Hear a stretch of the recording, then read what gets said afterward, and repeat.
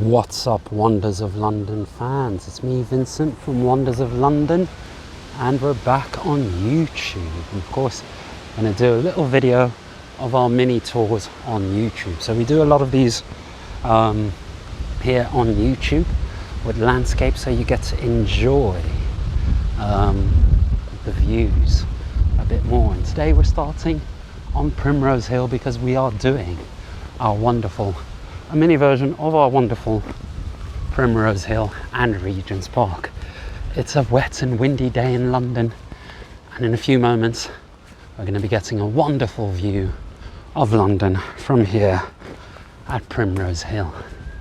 Usually this tour, if you do come to the in-person walking tour that we do, it usually starts at Chalk Farm. That's the meeting point, Chalk Farm. But I thought this will be a nicer little beginning. Now, to the naked eye from where I'm standing, I can already see the Shard, St Paul's Cathedral, the walkie-talkie, aka Sky Garden at Fenchurch Street, and the view is going to continue opening up. Now, have you guys seen the hill points in London? We've got quite a few of them with some amazing views of London from different vantage points and different perspectives. Which is your favourite? We got Primrose Hill right here. I think I prefer Alexandra Palace Park, followed by Greenwich. But here's the wonderful view from Primrose Hill. Very beautiful. Look at that.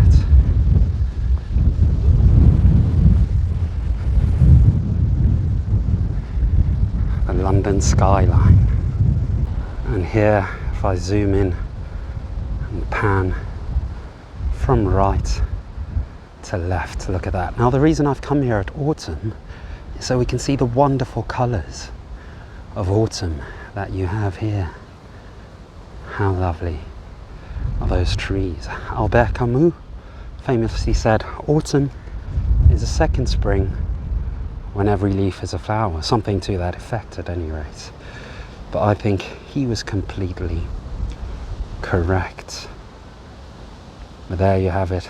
Now, one of the reasons I prefer Alexandra Palace Park view and the Greenwich view is because you don't have as many cranes. Over here at Primrose Hill, we have a wonderful view of cranes. Now, here's something that I like to do. From here, towards the right of this sort of view, you've got the London Eye there, and towards the sort of left, you've got the walkie-talkie making the border to the left in St Paul's Cathedral. Now, if you've ever tried to walk from St Paul's, from the London Eye to the Shard, have a look at the map. Do get a map right now. You see, it's quite a fascinating little thing. You will go from the London Eye past St Paul's, then you'll get to the Shard. Instead, as you see over here, because of the perspective from Primrose Hill, you go London Eye, the Shard, then St Paul's, and it's quite a wonderful bit of magic that London does. It's all because of the River Thames, with that big bend in Westminster in the city. The city's kind of folded on itself, and it is quite a lovely effect that we get from that. But how brilliant is this wonderful view of cranes? A few moments ago I mentioned magic, and here we have a very interesting quote. I have conversed with the spiritual son. I saw him on Primrose Hill. And that is none other than my favourite artist, painter, writer, poet, etc. William Blake, born 1757, died 1827, spent most of his life in Westminster, which is that general direction over there. And of course, he was rumoured, though never proven, to be a druid. And of course, even though he was never proven to be a druid, we do have some druids who claim that he was a druid, who lay claim to him. But perhaps one of the most fascinating and famous druids from modern times is none other than Iolo Morgan, whose plaque you can see right here on Primrose Hill. And Yola Morgan was a Welshman who fought for the Welsh language to be reinstated. And of course, he used to write poetry in Welsh and English. And he's one of the reasons, if you ever go to Wales, you'll find that a lot of the street names and a lot of places, they have their names written in English and Welsh. In some places, it is only Welsh. So he was quite a fascinating individual, but he loved and was fascinated by magic and practiced magic. And of course, he actually started a druidic ceremony here, which still goes on to this very day. If you come in the summer, you can find the druids on summer solstice performing a ceremony right here on Primrose Hill. Now, we're doing this mini tour in October.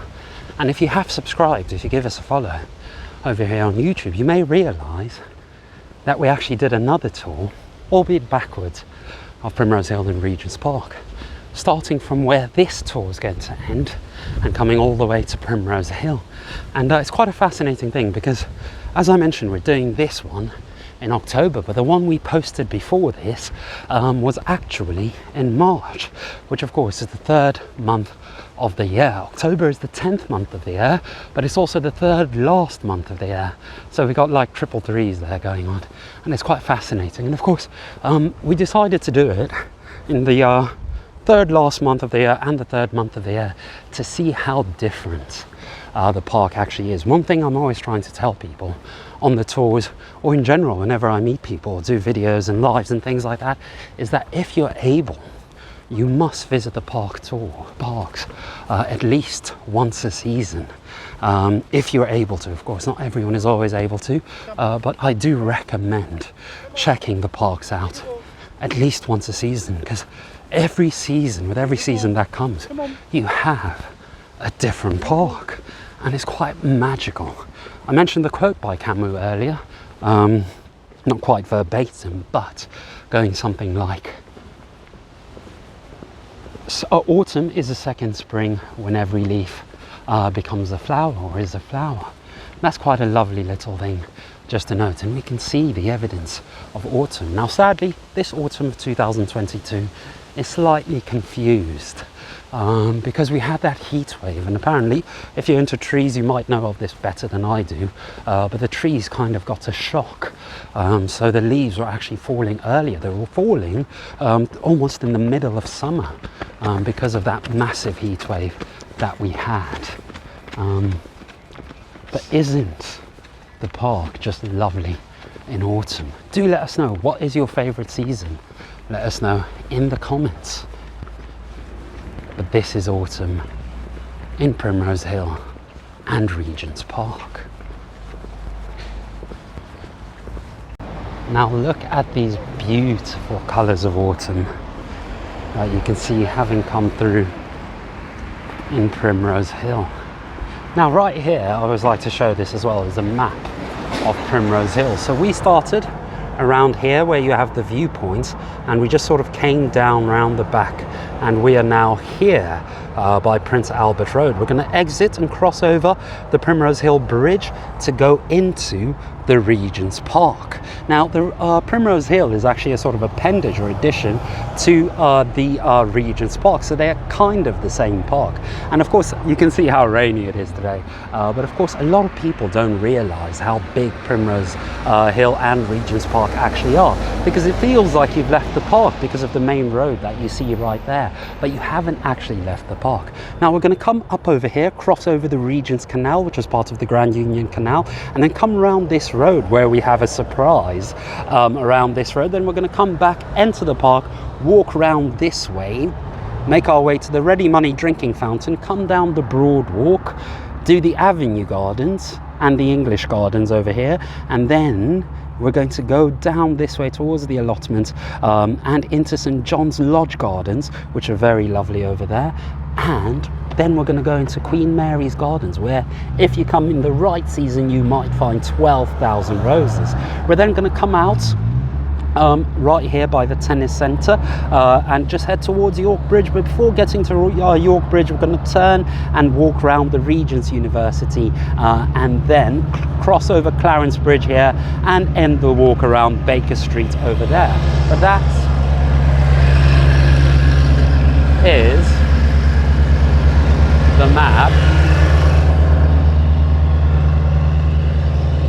So that is the map of the tour that we're going to do. We've got the tractors and thingies going up over there, so you could probably hear the noise, but that's basically the route that we're going to do. Let's cross over here because there's something really cool I'd like to show you as soon as we cross over. We've got the zebra crossing here, so we can go over quite swiftly. So the zebra crossing is technically, though not always, but technically right of way for the pedestrian.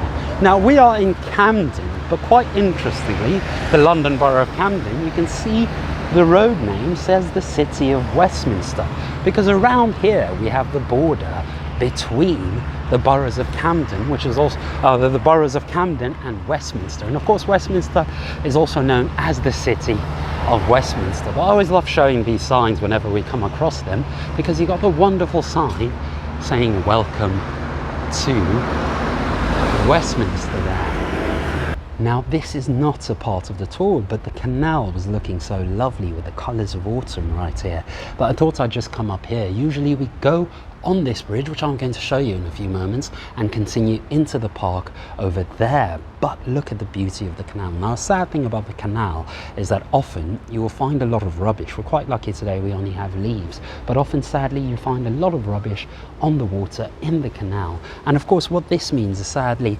that there is a kind of movement every 10-15 years or so where they try to privatize bits of the canal, and sadly some parts of the canal have actually already been privatized. If you try to do the canal walk, you can't do it all of it anymore, because there are bits that are privatized, and the argument is we leave our litter. And in fact I do think this is true, particularly if you consider when you go to Primrose Hill, where we were a few moments ago, you will find that Primrose Hill is actually now closed on Fridays, Saturdays and Sundays at night, whereas it used to be open sort of 24 hours a day. But people love going to Primrose Hill to watch the sunrise in particular. You have a wonderful sunrise at Primrose Hill, but also they love going to Primrose Hill to watch the sunset. However, they often take food, picnics, drinks, etc., and they leave their rubbish there. So we have lost it for Friday, Saturday and Sunday. And I always like to say, whenever we can, please use, and there are many of them provided, the bins provided, but better yet, if you can, take your rubbish home. Now this park is so big, not many people realise how big it is, that there's an entire zoo in the park, the ZSL London Zoo. And at this zoo you can find little bits where you can see the animals. Personally, I'm not the biggest fan of zoos. I do think that the animals need to be outside in the wild. That is where they belong. But I also understand that sadly, collectively, we have damaged the planet, and we've caused a lot of these animals sadly to go extinct, and there are so many endangered animals that some animals do need places like zoos. So while I'm not a big fan of zoos, I do understand that sadly we have caused this to happen. And in fact the ZSL, the London Zoo, is one of the best, not the best, but one of the best sort of research zoos, and they help the animals, endangered species and things like that, to protect them and save them, and because of that it is one of the best zoos. But that's not to say it does not have problems. There have been many problems. In fact, after the lockdowns there was a big issue where people complained because they wanted to have late openings where they may have played loud music, and of course this was in the newspaper, so I read it in the newspapers, and people were saying, well, we can't have loud music overnight when the animals are trying to sleep. And it was quite an interesting thing. But while this is a great zoo, most zoos are sort of struggling because of course during the lockdowns they needed people to come and visit. After the lockdowns there were no people visiting during the lockdowns, so they needed ideas to get people to come back to the zoos, and that was one of the ideas that probably didn't work out very well because so many people complained. But as you can see, we're actually still in the Regent's Park technically, but you do have this main road running through, and if we come to this bit you can actually see some of the animals. Over here you have the giraffe in view, which is quite a nice little thing to note over there. You actually, I think, have two giraffes, or at least I've only ever seen two of the giraffes here. It's So it is quite nice to see. When you come off the canal, you just turn left, and if you're lucky you can find the giraffes over here. But it's not just the giraffes. You also have a bit where you can see the zebras right here. So if we come around this way, you can find a little spot where you can see the zebras. It is raining, of course, so sometimes we might not be lucky. But look over there, we have a zebra. There are quite a few zebras in the park. Now, as we get back into the park, this spot is quite lovely. You can see it rained a bit, so I had to seek shelter. But it's quite a lovely little bit. It feels like you're walking almost into a woodland. But it is, of course, not a wood. It is a park, but it's a very gorgeous park. And one of the fascinating things about this park is to the right over there, you'll see it when it opens, you've got a clearing, and this park actually has one of the biggest multi-sports facilities in the country. So it is the Regent's Park, and over here you've got a pavilion for the cricket, but you also got football pitches, you can play rugby, you get lots of people coming here for ultimate frisbee. It is quite nice to see. So just through there you have the footballers playing in the rain. As we continue, I love walking through here on a windy day, especially in autumn. You've got the leaves falling, you can probably see some leaves falling, but listen to the music of the trees, the music of nature, and you've got the colour. It's like a painting. Very beautiful. Now on this bit you can also see, not right now, but in a few moments, you will be able to see some more animals in the zoo, the ZSL London Zoo. Now, do any of you like Harry Potter? A very complex question, that one these days. But of course, if you do like Harry Potter, you may remember Harry Potter and the Philosopher's Stone, or the Sorcerer's Stone, I believe as it was called in some parts of the world. But Harry Potter and the Philosopher's Stone, they had a scene when Harry learns he can speak to snakes. This scene was actually filmed in the London Zoo when he lets that big snake escape accidentally, when he discovers, oh, I might have magic. And that was all filmed here.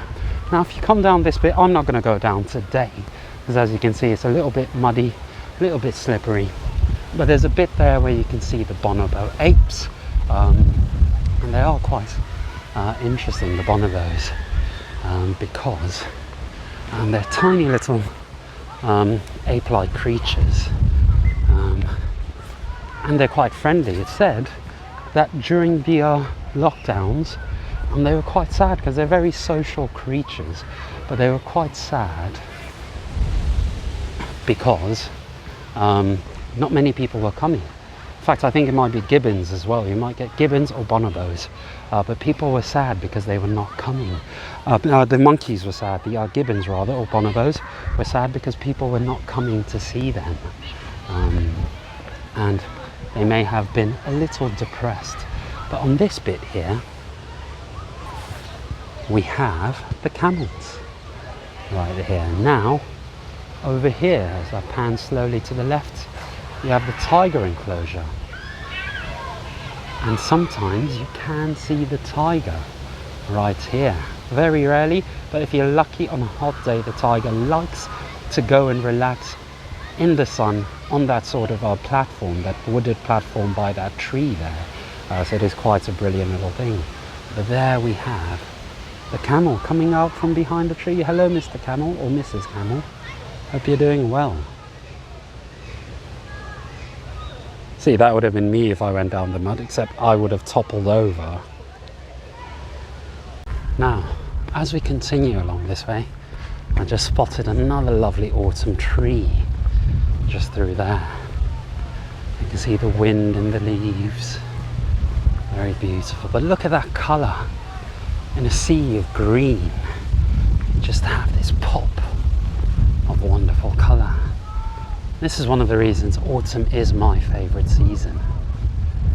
because of this. How wonderful is that?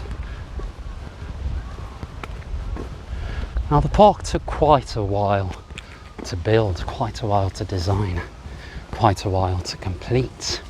And you had a lot of different people working on this park. But the principal architect was John Nash, who of course designed, among many other places, Buckingham Palace. And we'll talk a bit more about John Nash later on. As we come over here, we're about to enter a bit of the park known as the Broad Walk. And one thing I like about the Broad Walk is this fountain that you have over here. And I love that it's got a little clock on it as well.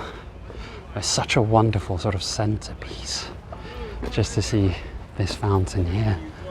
You've got the lion on this side and you've got an inscription. This fountain was erected by the Metropolitan Drinking Fountain and Cattle Trough Association, was the gift of Sir Kawasji Jahangir. Apologies if I said the name incorrectly. He was a wealthy Parsi gentleman of Bombay, as it was known at the time, and as a token of gratitude to the people of England for the protection enjoyed by him and his Parsi fellow countrymen under British rule in India. And of course this is a long time ago. It was erected by Her Royal Highness Princess Mary, the Duchess of Turk, in 1869. It's quite a long time ago, and it's interesting to see these little bits still existing from the past. But as we continue along the Broadwalk, it's a rainy day today, so you don't see too many people. Great time to do photos. Another reason I like autumn and rainy weather, because you can take as many photos with few people in your shot. But one thing I'm always telling people is, if you want to come to this park, anywhere in general really, try to come as early as possible, as soon as they open, if you are able to, because then you can take a photo of whatever you actually want to take a photo of, as opposed to taking a photo of what you want to take a photo of and 1,000 other people.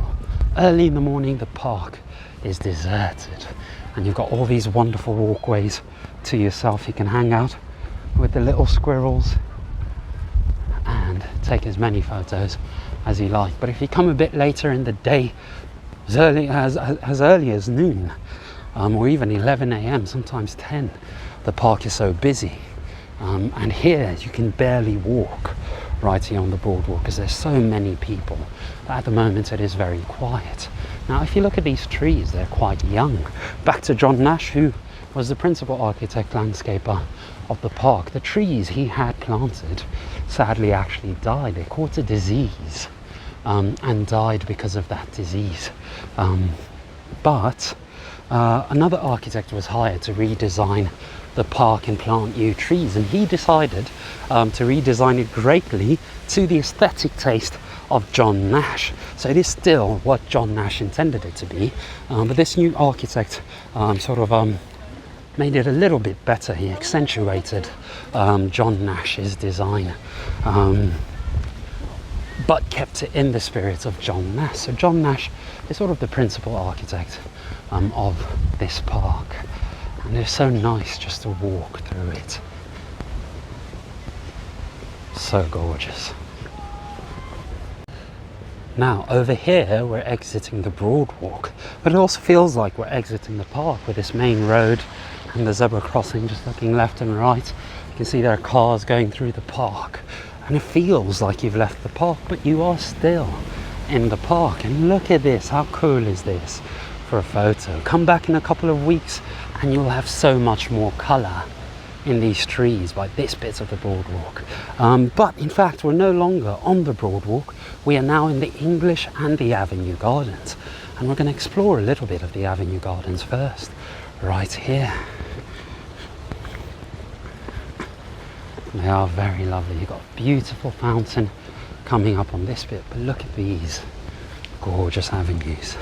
Now I always like to ask people on this bit, on the tour, now everyone's always saying the French gardens are amazing, and I do agree, the French gardens are phenomenal. I've been to Paris myself 3 times, not enough, and haven't been in about 10 years, but I do remember that I enjoyed the French gardens, but the English gardens can be so special. You've got so many more different things. But which gardens do you guys prefer, the English or the French gardens? I think personally I have to go with the English gardens. Of course, that has nothing to do with the fact that I'm a tour guide in London, England. Who knows, if I was a tour guide in France, my answer might be different. But these are the Avenue Gardens in autumn. And how lovely are they? Look at this beautiful fountain as we walk through one of the avenues. Now, if you come here 2 weeks ago, in September, you'd have seen quite a lot of flowers over here, but as you can see, they've dug them up because they're changing. As the seasons change, they change the plants as well. And not only do you see the wonderful different colours in the leaves on the trees and the like, but you also get to see the different plants, because they do plant flowers and plants that relate to whatever season you're in. If you come here in spring, you'll find a lot of daffodils and then a lot of tulips. And of course, if you come at the right time of spring, you'll find so many blossoms. You've got so many cherry blossoms in the area. But as we turn around here, we're going to check out this central avenue, which of course extends to the Broadwalk over there. Closest station to where I currently am is actually the wonderful Regent's Park station, but you've got Baker Street station close by as well, Warren Street, Great Portland Street. They will all bring you to this amazing park. But here in the English Gardens, now give us a follow on TikTok and Facebook, because we're going to do an extended video of the exhibition they have here and post the little clips and videos there. But you actually have the frieze sculpture exhibition, which is sort of a modern artistic exhibition, and it is quite nice to see. But you've got all these modern art installations, and quite a fascinating little one this here, right here. Of course, it is an unnecessary series of words. But let's continue around this way and head into St. John's Lodge Gardens.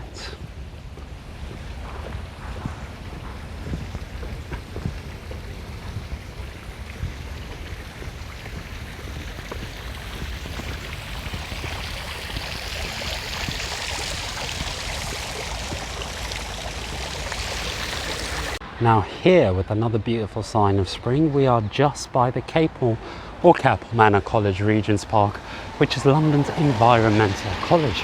And I love this in the spring and the autumn, these leaves and plants over here, because they've just got so much character and colour. As you walk along them, you can see the autumn berries coming through in different shades of nature. And of course, this road leads you, if you come in the spring, you've got all the flowers blossoming, all these trees are cherry blossom. So if you come at the right time of spring, you have all the cherry blossom in the trees. But as we continue along this way, this will actually lead you into Queen Mary's Gardens, where if you come at the right time of the year, you can find 12,000 roses. And of those 12,000 roses, you do have 400 different varieties. And of those 400 different varieties, you have about 45 David Austin English roses.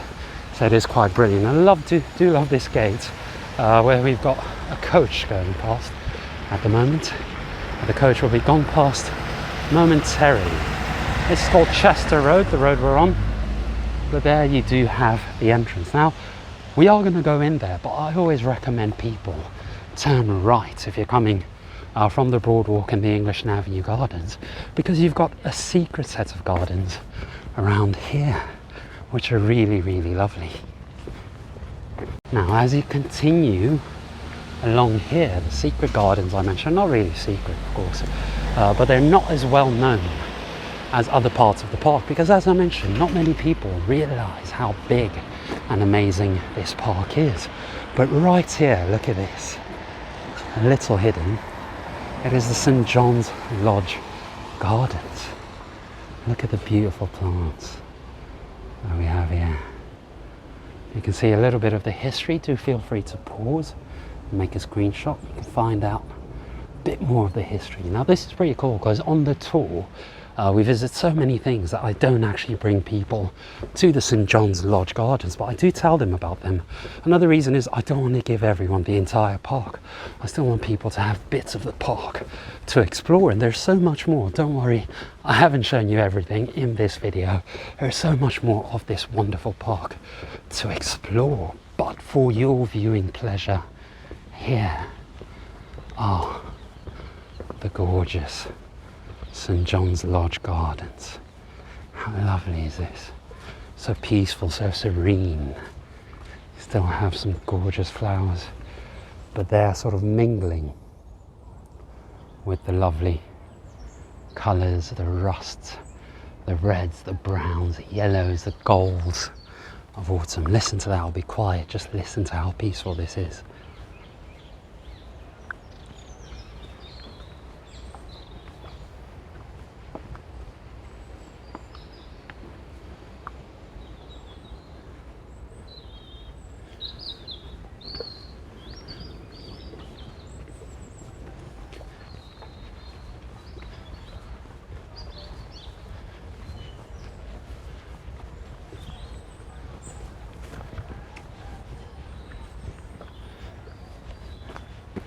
You also have a lot of interesting sculptures, as you saw with the central fountain there.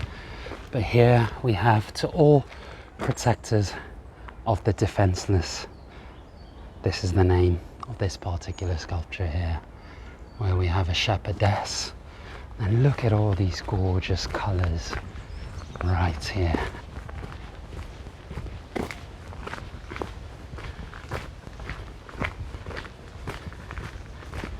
It is magic. I do think nature is magic.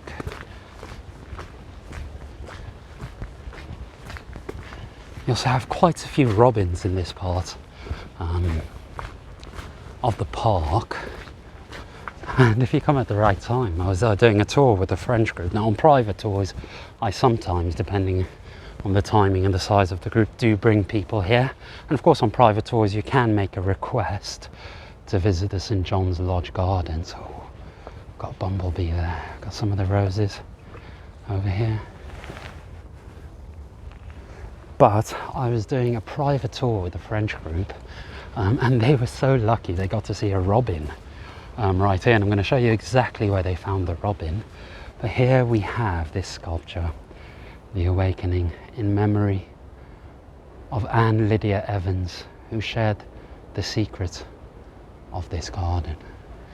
But this French group that I had on a private tour a few weeks ago, actually, from making this video, they got to see a robin, and the robin came and perched for like a minute right there, and they got to take a photo of a robin. I haven't been that lucky today, but just imagine that, to get a robin just perching there for about a minute without moving. Usually they're so fast they just dart away. So it's quite a nice little thing about this bit. And as you can see, we've encountered no one in the St John's Lodge Gardens. This is how not well known they are. But look at these gorgeous yellows and reds coming through of autumn. Love autumn. Now, having exited the St John's Lodge Gardens, or the gardens of St John's Lodge, we are now entering Queen Mary's Rose Gardens. Now some of you may know that in London we have a hosepipe ban, or had a hosepipe ban. However, here in Queen Mary's Gardens, which I like to call the Rose Gardens because you do have 12,000 roses here, you will find that they're actually watering their plants and flowers from underground water, and they use boreholes which are not impacted by the hosepipe ban. And that's one of the reasons we're lucky to still have some roses in autumn. Now some of the roses recently have been lasting till January.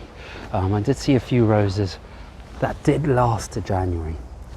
But at any rate, let's look at some of the autumn roses. Now I do love it around this time, because have a look at those water droplets. That's why I love rain as well, because you can get photos of wondrous flowers with roses on them. Now, some of my the most beautiful roses here are these ones, the Pride of Cheshire. Anyone joining us from Cheshire? Look at those lovely oranges that come through. And the Pride of Cheshire, and the yellows they get over there. How lovely is that? And as we continue, any fans of rock and roll, if you are a fan of rock and roll, this lovely rose is for you. These are called rock and roll. Look at that. As I mentioned earlier, there are supposed to be 12,000 roses in here.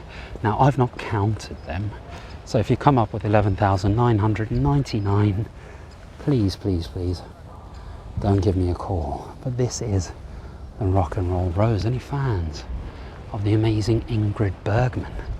Well, we have a rose, can't quite reach that one, but this one's looking gorgeous, named after the amazing actress Ingrid Bergman.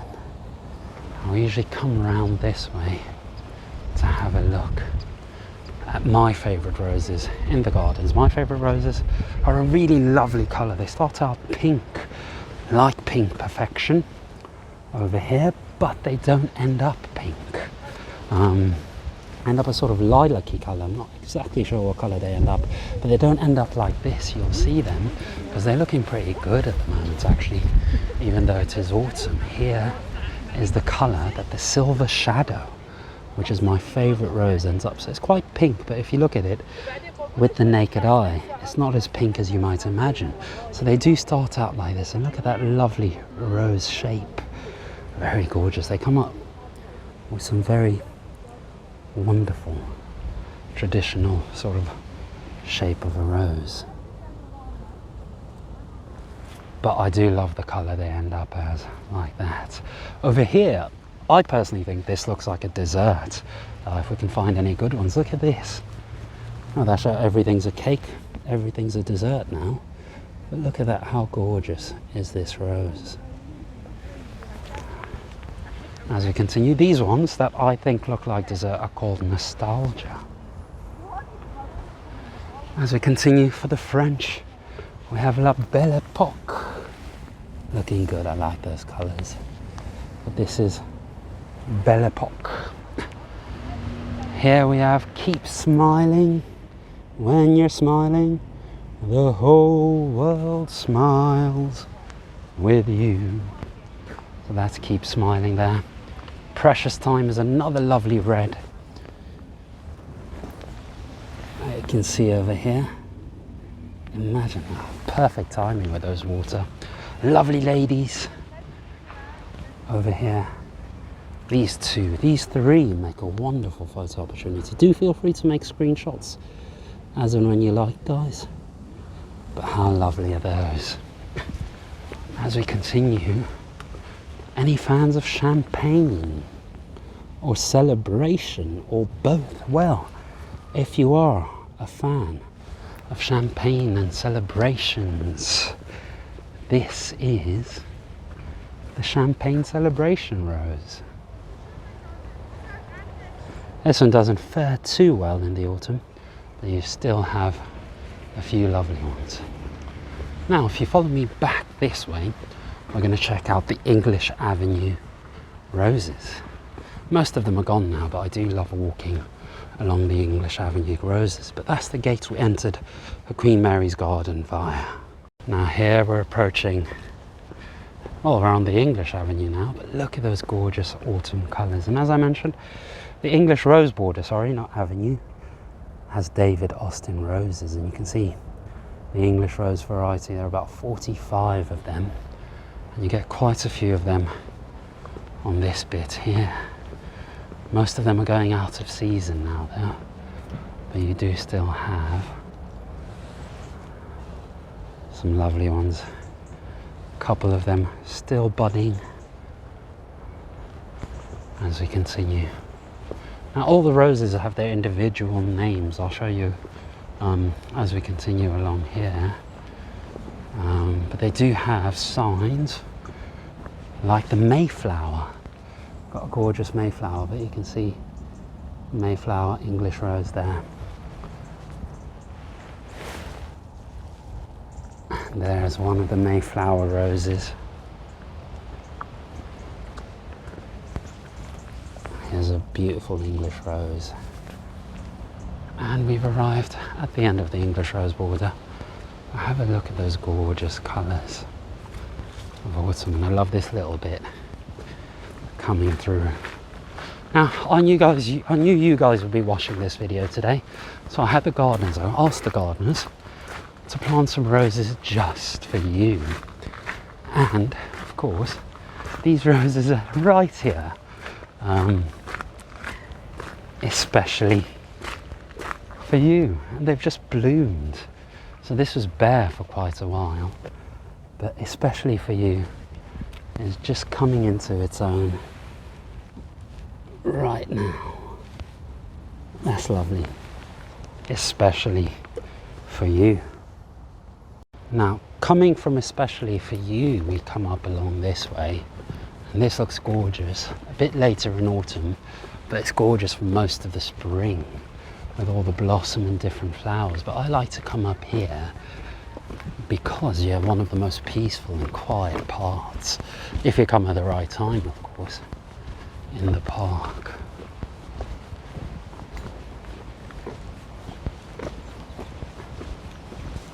Often when I'm here, I forget that I'm in the heart of a mechanical city, an angry city, with a population of somewhere between 8 and 9 million people.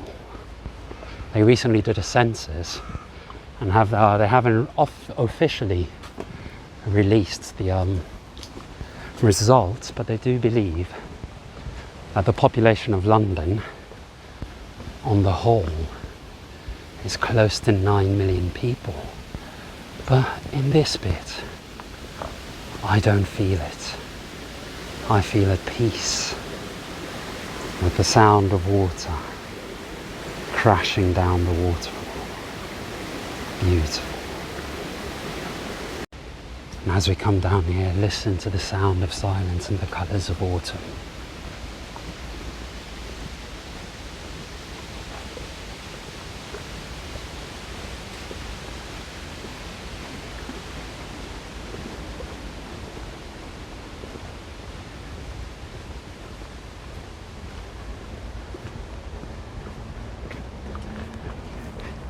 This is a wonderful place to come, relax and meditate. And of course, over there we see the BT Tower peeking out, an aeroplane flying in the sky, reminding us that we're in the heart of this mechanical city.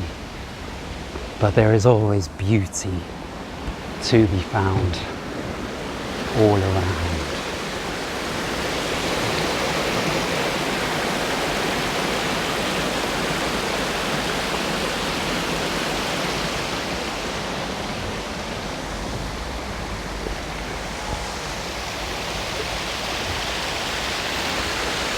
Now, having left the bridge with the waterfall view, there is another spot where you can get a lovely view. But before I take it to you, are any of you free spirits? Because remember, there's supposed to be 12,000 roses here, and these are the roses for free spirits. Now, if you're a bit cheesy, you can bring a date here and say these are for your lovely eyes. I've actually done that once. I won't say if it worked or not, but of course, if you like a bit of cheese, you can bring a date here and show them those. These ones, the tall ones, are if you are lucky, as you can see with the name Lucky there. Simply beautiful. And if you're really, really cheesy, what you can do is serenade your partner or your date or your would-be partner and just sing, because you're gorgeous. Well, sorry for the terrible singing, but on a serious note, this is actually a great spot to bring a date for a walk, and not just for a date, just friends or by yourself, but especially for a date with the roses and everything. And even for yourself, they've actually done studies where they say that walking in nature for around an hour or so, if you're able to, is great for your mental health. But not only that, just look how beautiful this is. This thoroughly reminds me of one of Monet's paintings of these gardens at Giverny. Apologies for my French, it is terrible. But look at that, you can walk onto this lovely little island, and this is where you get another view of the waterfall as you continue. But look at those lovely autumn colours coming to the fray again, coming to the front. Beautiful. Of course, you've got water lilies there, and you've got this wonderful photo opportunity of the bird in the water. But if you're really patient, you can get a wonderful shot of an actual bird flying past the sculpture. Now over here, you've got some more brilliant examples of the colours of autumn on this little man-made island. But look at that. And here we have the waterfall again. They're zooming in there. Brilliant. Then we can continue along here. Do be careful here. It does get muddy and slippery.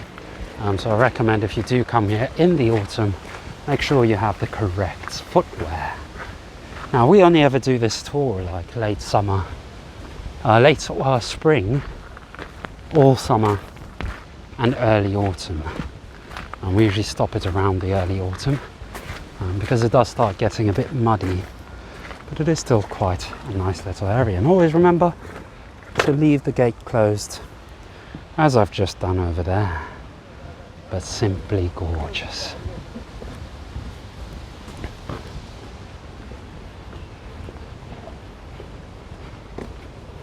Now over here we can say farewell to Queen Mary's Gardens via the George V gates. But you know, it feels like we've left the park, but we haven't left the park at all. We are still in the Regent's Park, and it is a very massive park. To give you an idea, I mentioned earlier that it has the biggest multi-sports facility in the country, or one of the biggest multi-sports facilities in the country. I was not kidding. Here by York Bridge Road, which leads you to York Bridge, you actually have a university. First of all, before we go to that, the park has an entire zoo and an entire university within it. But not only that, you've got the tennis centre, the Will to Win tennis centre as it's called, just over there, where they have 12 public tennis courts and 2 mini courts, or paddle courts, I think they call them, right there. So 12 public tennis courts, guys, in here. You can come to play tennis. I've never played tennis here, so I'm not sure how it works, but if you look online, the website is will2win, willtowin.co.uk. It is quite fantastic. Now over there you got the Will to Win tennis court, but we're approaching the end of the tour, not the end of the park, because as I mentioned earlier, I don't want to show you everything in the park. There is so much for you guys to discover. Ooh, I almost slipped there. Always be careful when it's been raining, but there is so much more for you guys to discover in the park, and it is simply phenomenal. But do you see those houses, those mansions at the end over there? Well, you've got a row of 8 mansions, which were designed by John Nash, who also designed the park. And the park is so beautiful. One of the reasons it's so beautiful, not even the main reason, but one of the reasons it's so beautiful is because there was supposed to be a palace in or by the Regent's Park. And this is why John Nash worked on it, because he was hired by the Prince Regent, who would later become King George IV, to build what would have, had it been completed, been the Regent's Palace. And of course, the Regent, the Prince Regent, George IV, as he would later be known, wanted to make the Regent's Palace the London residence of the monarchy. So we would not be going to Buckingham Palace. Our Royal Westminster tour would probably be a Royal Camden tour, because this is where the royals would have lived had George IV's wishes been completed or seen. So he hired John Nash to design this beautiful park and to design what would have probably been a palace. And we can see an example of what this palace might have looked like by looking at those buildings. Those buildings are known by some as Millionaire's Row, with some sources indicating that you've got these 8 mansions where together they cost, collectively they cost around 400 million pounds, with the cheapest apartment or mansion being somewhere around 20 million pounds and the most expensive being somewhere around 60 million pounds. And some of them, the master bedroom alone is the size of an average London apartment. So it gives you an idea of how grandiose the Regency period was, with Prince Regent, got lovely hair on there, with the Prince Regent George IV actually was. Now, George IV loved a good party. And in fact, it is said he once held, some historians say, a 60-course banquet, others say a 100-course banquet, and others give you a different number. At any rate, I can't even name 5 courses. I know starter, main, aperitif, and dessert, but I have no idea what comes after all of those.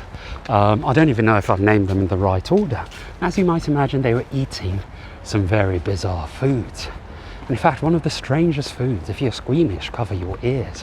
One of the strangest foods they had was, if you've seen Indiana Jones, you probably know about this, they had raw monkey brains.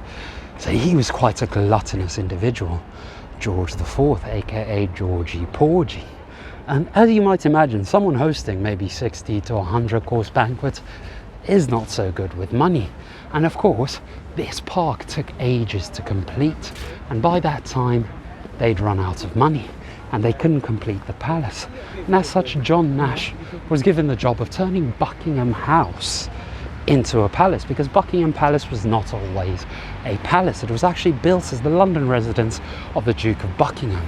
And of course, George III, who sadly has the nickname the Mad King, bought Buckingham Palace because he sadly suffered from mental health issues, and that gave him the nickname, sadly, the Mad King. He would buy Buckingham House as a pied d'arrêt, which, if I'm not mistaken, once again my French is atrocious, but if I'm not mistaken, it means something like small house in the city or town.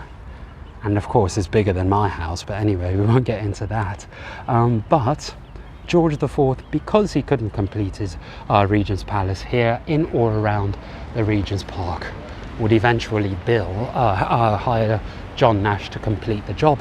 But to give you a better idea, and I do go a bit more into detail on the actual tour, John Nash would later be fired because they were allowed to spend £300,000, but by the time George IV died, the palace Buckingham hadn't been finished, and John Nash would be fired from the job because he'd spent close to £1 million. So there you have it, a little bit of the history of the Regent's Park. We are of course now here. This is where we usually end the tour, but I'm going to show you something else where we started the other video in March. But just to give you an idea, we started today over here, came down sort of this way to Primrose Hill Bridge. Then we went down this bit to have a look at the giraffes. Then we came down this bit where we saw the camels, no tiger though unfortunately, to the Ready Money drinking fountain.